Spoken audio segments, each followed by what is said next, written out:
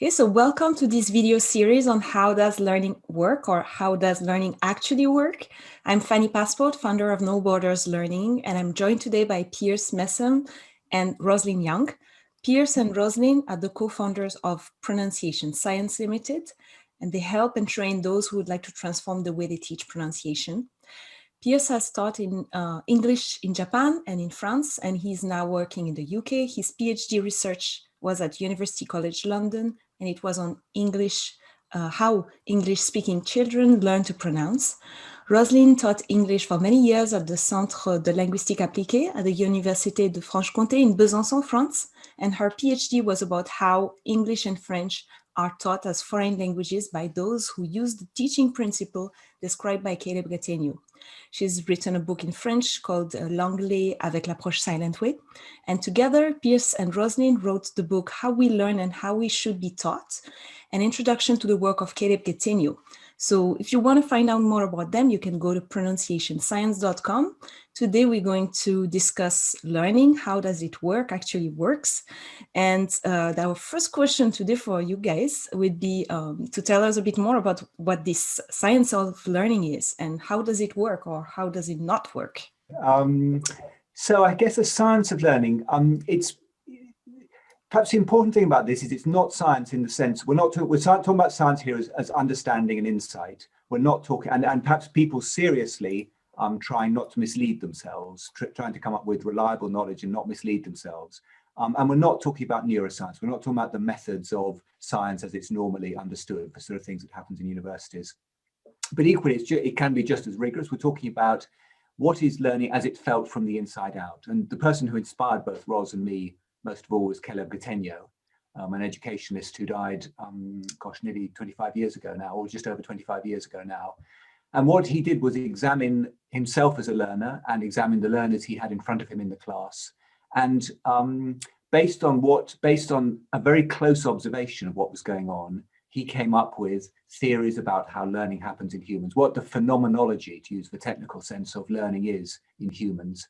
And it turns out, just by observing oneself very closely and with the sort of sensitivity that one develops by doing this on a regular basis, one can come up with some very reliable statements about how learning works. And these then have big implications for how we then start teaching. What we could say is we have to look at learning not only in the classroom, but in our lives. And so questions about how I learn where things are in my supermarket, for example. And I know all sorts of supermarkets. I have supermarkets in Paris that I visit regularly, and I don't live in Paris. I have them in the village where I live and the town close to us. And what do? I simply go into a supermarket and walk around, and after a while, I know where everything is. I know straight away how to go to the salt in quite a few supermarkets. And so, how does this work? Now, this is a very, very solid, high fidelity way of remembering things, and it lasts for a very long time. I have memories of the playground that I played in when I was in primary school and secondary school, and I know what my bedroom looked like when I was 8, for example.